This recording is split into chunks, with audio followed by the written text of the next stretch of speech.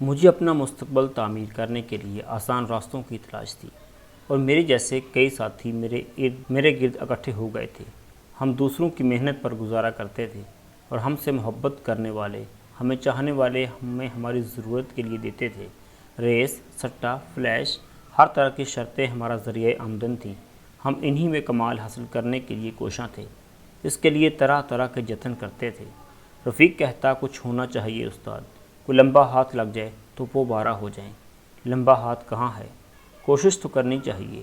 مشکل ہے، بہروپیے ہزاروں ہیں، کام کا کوئی نہیں ملتا۔ یا کچھ چلا وغیرہ کیا جائے جس سے سٹے اور گھوڑے کا نمبر معلوم ہو جایا کرے۔ آسان نہیں ہے، عمل الٹا بھی ہو جاتا ہے، پھر ایسا الٹا کرتا ہے کہ کبھی سیدھے نہیں ہو پاتے۔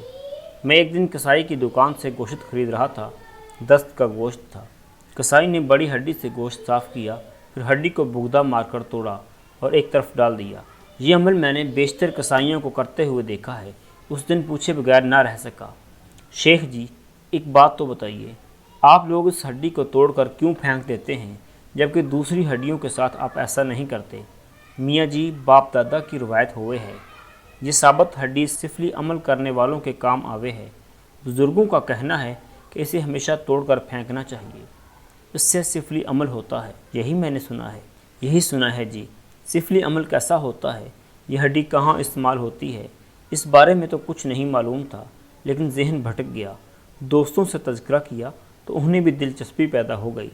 ایک جاننے والے بزرگ سے ملاقات ہوئی، ان سے یہی سوال کیا تو وہ بولے، ہاں میاں، گندے علم تو ہوتے ہیں، ایمان کھونے میں کتنی دیر لگے ہے، مگر مسلمان بچے ہو، ایسی باتوں کے بارے میں سوچنا بھی گناہ ہے۔ سنا اور کان سے اڑا دیا۔ کسی سفلی عمل والے کی تلاش شروع کر دی۔ میرا شہر بڑا خوبصورت تھا، زندگی سے بھرپور، چھوٹی بڑی عمارتوں، بازاروں اور صنعتوں سے سجا ہوا۔ مشرق میں لہلہاتے کھیت حد نگاہ تک چلے گئے تھے۔ مغرب میں نگاہ کی حد سے زیادہ خوبصورت پہاڑی ٹیلوں کا سلسلہ شروع ہو جاتا تھا۔ ریس کورس کا میدان اسی سمت تھا۔ اس طرف سے پیر پھاگن کے مزار کو راستہ نکلتا تھا۔ ریس میں دوڑنے والوں گھوڑوں کا مشاہدہ میرا دلچسپ مشغلہ تھا۔ اکثر عام دنوں میں بھی اس طرف نکل آتا تھا۔ اس دن ایسا ہی ہوا تھا۔ دیر تک استبل میں بندھے ہوئے گھوڑوں کی ناز برداری دیکھتا رہا، پھر یوں ہی آوارہ گردی کرتا ہوا ٹیلوں کی طرف نکل گیا۔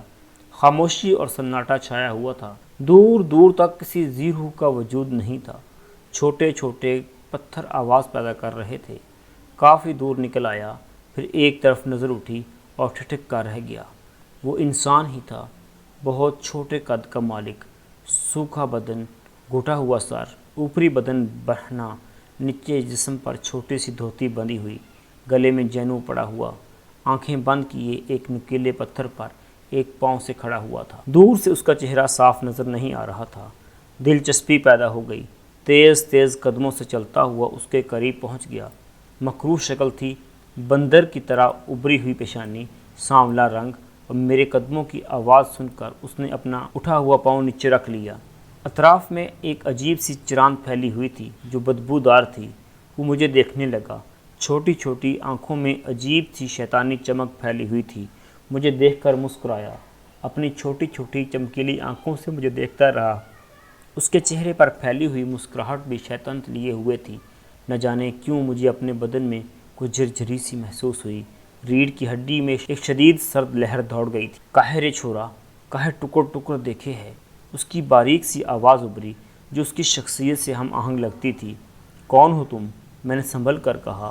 اس کی مسکراہٹ گہری ہو گئی۔ جو کوئی بھی ہیں تیرے کام کے، اس نے مخصوص آواز میں جواب دیا۔ سادھو ہو؟ میں نے اس کے حلیے کو دیکھتے ہوئے پوچھا۔ تجھے کیا لگ رہے ہیں؟ اس نے پوچھا۔ میرے ذہن میں بجلی سی چمک گئی۔ ہو سکتا ہے یہ سادھو میرے کام آ جائے۔ ذہن میں وہ تمام گندے خیالات جاگ اٹھے تھے جن کے تصور میں دن رات سرگرداں رہتا تھا۔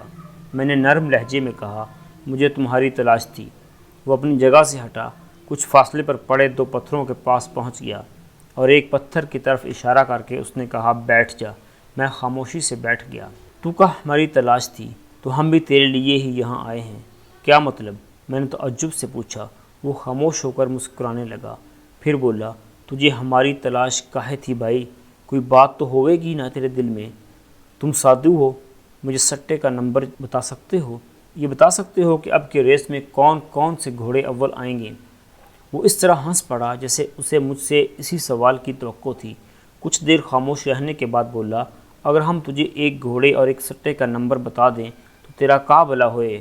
ارے کام کرو سو پکا، اگر تجھے زندگی بھر گھوڑے اور سٹے کا نمبر معلوم ہوتا رہے تو کا برا ہوئی رہے، پر بیٹوا ہر کام کو کرنے کے لیے محنت کرنی پڑتی ہے۔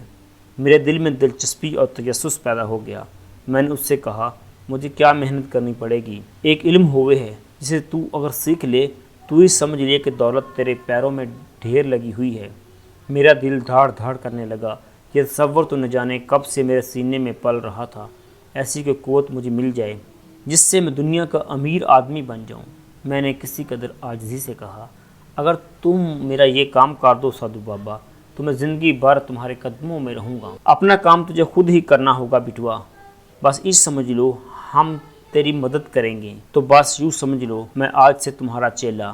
وہ پھر اسی انداز میں ہنسنے لگا، پھر بولا، مگر ایک بات پکی کرنی ہوگی، جو ہم کہیں گے وہی کرے گا، نہیں تو تیرا نقصان ہو جائے گا۔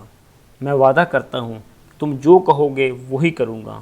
تو پھر ٹھیک ہے، ابھی ہم کئی دن یہاں رہیں گے، تو کسی اور کو ہمارے بارے میں مت بتانا، ورنہ ہمیں پتہ چل جائے گا، پھر ہم تجھے نہیں ملیں گے۔ نہیں بتاؤں گا۔ تو پھر سن، ایک ہڈی لانی ہوگی تجھے عمل کرنے کے لیے۔ وہ ہڈی جناور کے بازو میں ہوئے ہے، ثابت لانی پڑے گی، کہیں سے ٹوٹی پھوٹی نہ ہو۔